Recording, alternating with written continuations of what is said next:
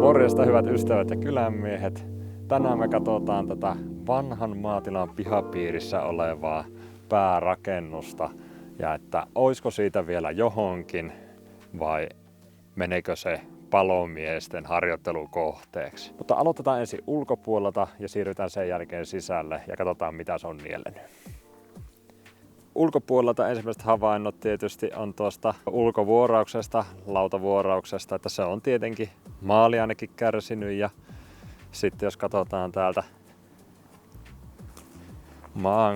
maanraosta niin sanotusti, niin onko tuo maa sen verran noussut tässä vuosien saatossa tai jotakin, tai ainakin tuosta pitäisi kaivaa vähän maata pois, mutta kosteus on noussut sitten selkeästi tuohon ulkovuoraukseen ja saattaa olla vähän lahoa tämä,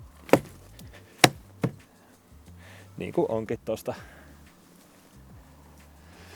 nurkastakin heti. Me epäilen, että tää on rakennettu 40-luvulla. Voisin kuvitella. Ulkovuoraus on tosiaan lautavuoraus, mutta tää on hirsirunkonen tohon niinku puolen väliin. Ja sitten toi yläosa on sitten lautarakenteesta yläkertaa. Ja tämähän on tuulettuva alapohja, eli niin sanottu rossipohja. Tossa on, nämä kivet on niinku alkuperäistä perustusta tässä. Ja sitten tohon on laitettu tiiliä ja jotakin muuta työnnetty vähän se, luultavasti onko se niinku eläinsuoja, että ei sitten kaikennäköiset pörriäiset tekisi sinne sitten pesäänsä. Ikkunoita tässä on uusittu ja vandaalit on niitä rikkonut. Rökelön vandaalit. Ja tämmönen ihan hyvä jykevän kokonenhan tää on.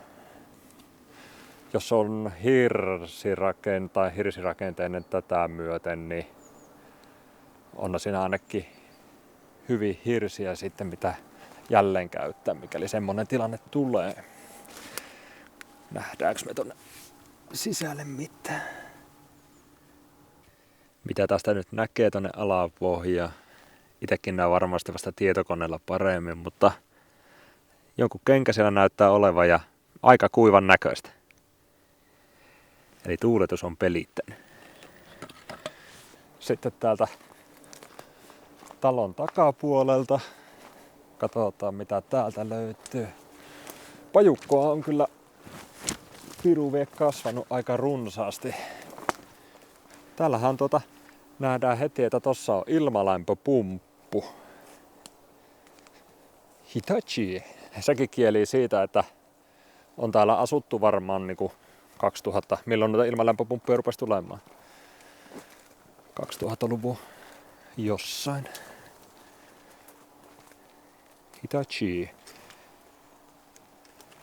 Mikä malli? En tiedä ilmalämpöpumpuista mitään.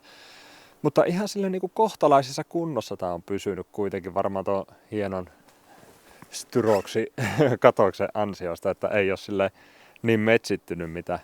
Tai on nähnyt vihreämmässäkin kunnossa olevia ilmalämpöpumppuja. Joo. Vitsi näitä. Tältä puolella.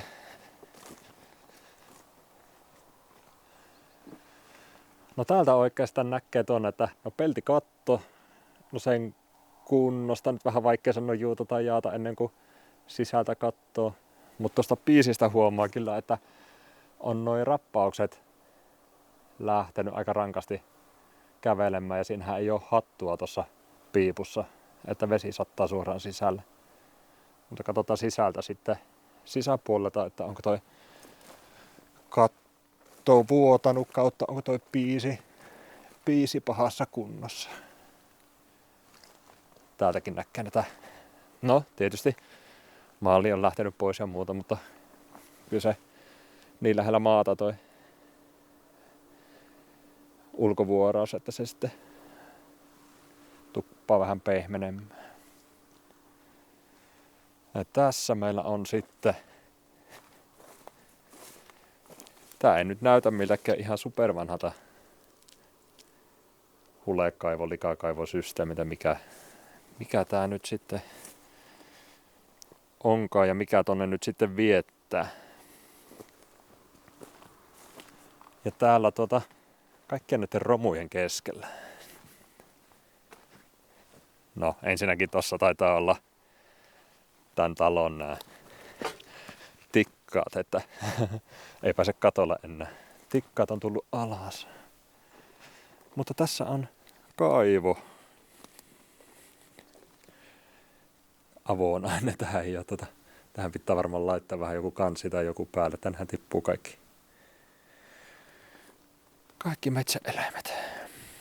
Mutta tässä on ollut tämmönen veivisysteemi. Eikö siihen vaan naruja sankko narun päähän, niin sapi vettä kaivasta. Tämmönen tää on ulkopuolelta ja sittenhän me voitais suunnata tuonne sisälle. Tupaan. Mitäs meillä on lämpöä täällä? Plussalla ollaan. Tossa on 0 vähän huonosti näkee. Tämmönen joulukuu. Tämmöstä. Vastassa meillä tässä on kylmä eteinen. Ja sitten on toi portaikko yläkerta. Lattiana tässä on puulattia ainakin tässä kohtaa.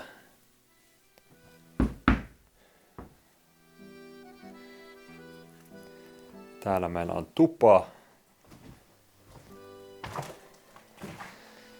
Tupa on vähän askeettinen.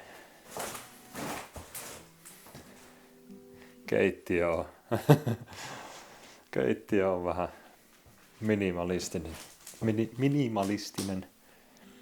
Mutta tässähän meillä on tää keittohella.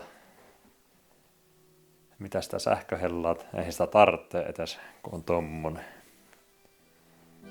Ja tässä tosiaan niin tuli vähän revittyä tätä pahvia tosta pois, niin ilmeni, että tosiaan hirsirakenteinen,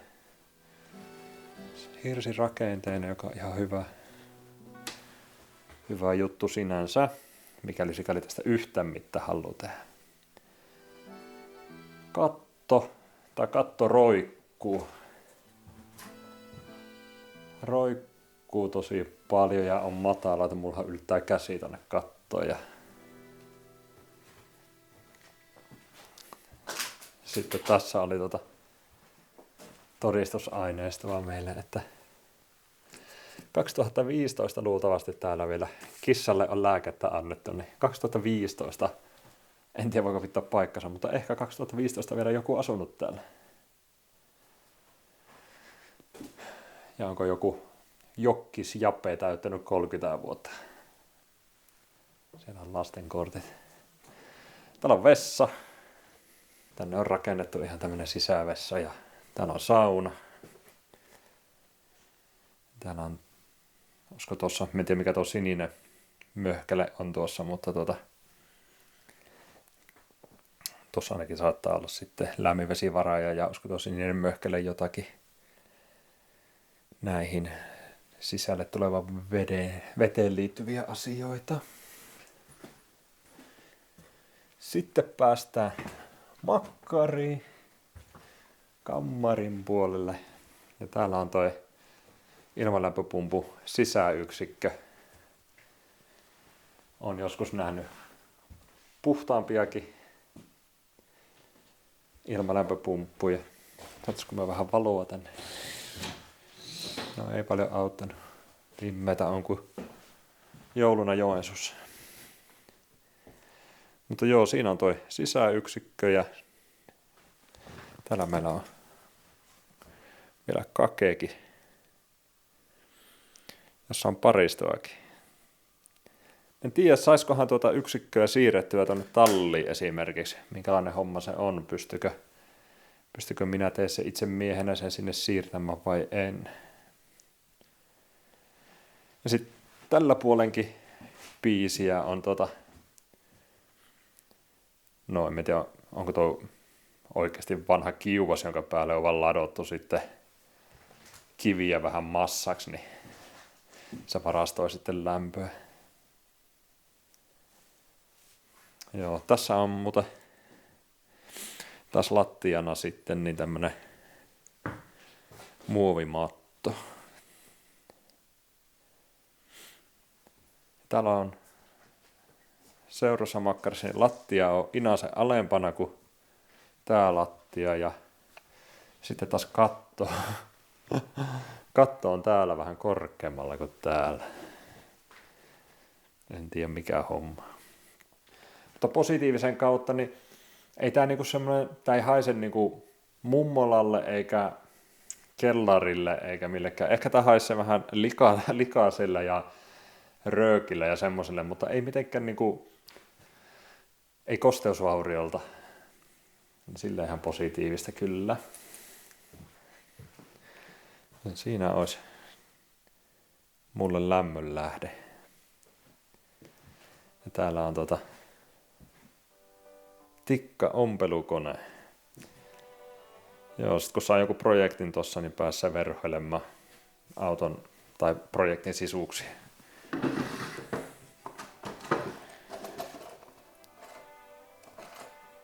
Täällä on varmaan jotain ompelukoneen varaosia, öljyjä ja varaneuloja ja sellaisia. Ihan hieno. Hauskaa, että on säilynyt näin. Taitaa on toi niinku laatikkokin ja kaikki tallessa, että on säilynyt näin alkuperäiskunnossa. Tikkakoski. ASOYABYB. Made in Finland. Mikä jotte. Mennään sitten pyörähtämään tuossa yläkerrassa vielä. Katsotaan, että onko se katto vuotanut.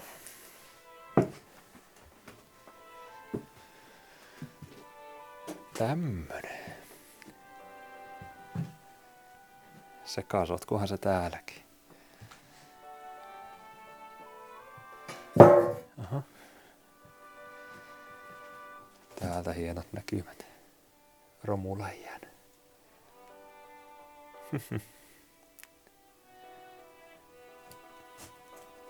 Siellä on lato. Ja siinä on minun mökki.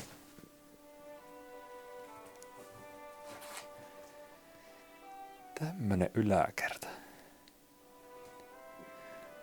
Täällä meillä on jotain vanhoja matkapuhelimia vanhojen topsipuikkojen seassa. Kiva siivous tiedossa taas. Nyt pitää niitä hengityssuojamia käydä ostamassa. No tämmönen yläkerta. Mitäs toi katto? Joo, katto näyttää ainakin minun silmään melkoisen kuivaltaa. Mites sit se piisin juuresta, kun se ei ollut ainakaan se piippu hirveän hyvässä kunnossa tuolla ulkopuolella. No, tää näyttää siltä, että se on varmaan vuotanut tuota juuresta. Vähän tuommoista tummaa.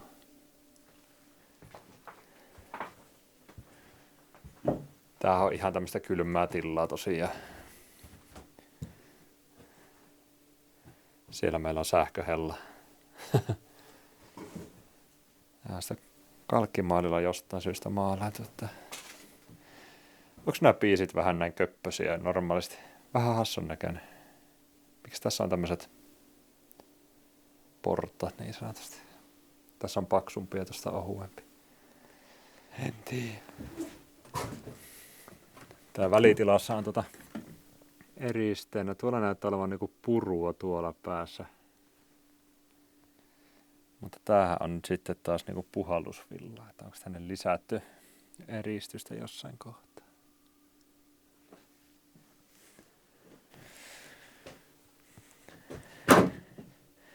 Ja puhallusvilla on täälläkin näiden lankkuja alla. Joo. Ainakin säilytystilanne tää varmasti on ihan ok, jos ei mihinkään muuhun. Tai katsoo, kun tän siivoja tyhjää ihan kokonaan, että mihin se muotoutuu. Mutta en nyt ainakaan toistaiseksi mitenkään ihan superinnoissani ole tästä talosta, että en halua rahaa laittaa tähän ihan hirveästi näillä ensinnäkin. Tai tämmöinen niin ensifiilikset, että en halua tähän ainakaan rahaa hirveästi laittaa, että helpompi ja varmaan halvempikin olisi tehdä uutta, jos haluaa sitten, mutta se, että tähän tosiaan myytiin purkukuntoisena ja meidän ostaessa antanut tälle mitään arvoa tälle talolle. Että ehkä jopa päinvastoin me ajattelin, että tämän purkaminen kautta hävittäminen sitten niin kuin ylipäätään niin olisi vain kustannus. Mutta sitten taas toisaalta jotenkin toi niin kuin hirsirunkoisuus tekee sen, että me en myöskään ehkä haluaisi antaa tätä palomiehelle polttokohteeksi. Että olisiko tässä kuitenkin enemmän arvoa vaikka ihan vaan varastona tai mitä vaan, vaikka ei täällä haluiskaan yöpyä tai olla tai laittaa tätä sen kummin kuntoon, mutta no en tiedä, jäähän sitä katsomaan. Mun tekee mieli kokeilla tuota tulipesää, mun tekee mieli laittaa sinne pienet tulet. Ja katsotaan, että mitä haikaroita tai lepakoita tuota savupiipusta lähtee lentoon, kun sinne sitä vähän savuuttaa, niin lähdetään tekemään tulet. Ja mitä meillä täällä on? Onko tää niinku hitsilankaa? Yksi kerää uunissa. No. Sitten peltejä auki. Miten tässä on näin monta peltiä? Toi ei aukee, eikä toi.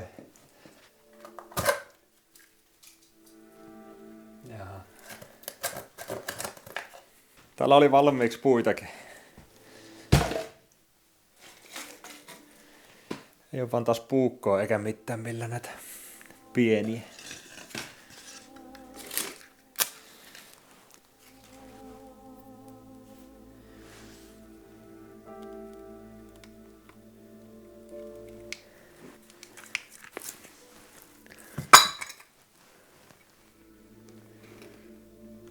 Taitahan toi savu ainakin mennä ulos eikä puske tänne sisälle.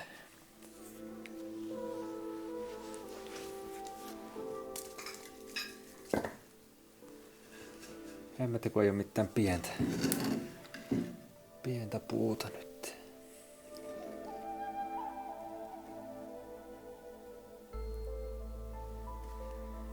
Nyt on kyllä Keijolla vähän semmonen fiilis, että ehkä nää ei vedäkään.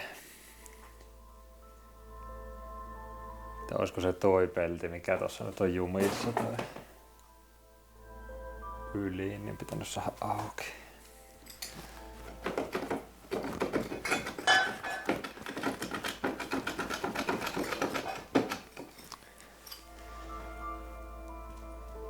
Savu tullava uuni joka tuutista. Nää niinku aukas tästä. Ja tämä täältä. Toi on nyt ihan auki. Mutta tuo ei hieva hakka. Kato, ei mihinkään.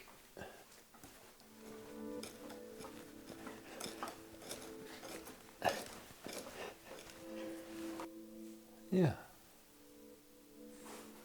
No, ikkuna auki. Käy vähän kattoo ulkona, että tuleeko spiisistä edes yhtään savua. Ei pienintäkään pihahusta. Eli kaiken se sisälle työntää.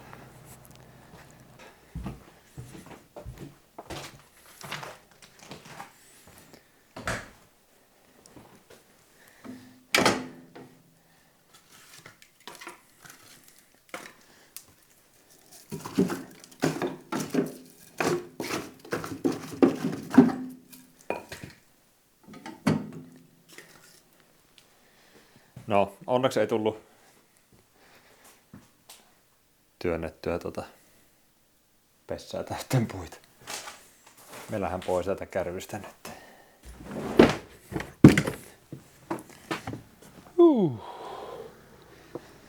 Savustettua hupiukkoa. Joo. No kyllähän tästä nyt sai tämmösen pienen raapasun, että minkälainen tää talo nyt on ja mitä mieltä siellä linjoilla ollaan, että mitä tuolle pitäisi tehdä. Kyllä mä sen joka tapauksessa aion kuitenkin siivota ja vähän purkaa siitä nyt ne hirret näkyviin ja sitä rataa. Niin se meille myös vähän paljastaa sitten, että mitä siellä pinnan alla on. Ja ulkovuoroilua, jos vähän, tai vuorausta jos vähän raottaa, niin siitäkin näkee sitten, että onko se hirret homeessa ja sitä rataa, niin sekin antaa sitten vähän lisätietoja. Mutta toi olisi edelleen se, että mihin olisi tarkoitus keskittyä ja laittaa resursseja ja aikaa ja rahaa. Ja tää on sitten vaan tämmönen, sanotaanko, että bonus tai ekstra ajanviejä, miten se nyt haluaa sanoakin. Mutta tämmönen seikkailu tällä kertaa. Me lähden varmistamaan, että mökki ei pala, tekemään sammutukset sinne ja me palataan seuraavassa. Kiitos kun katsoit video. Se on moro!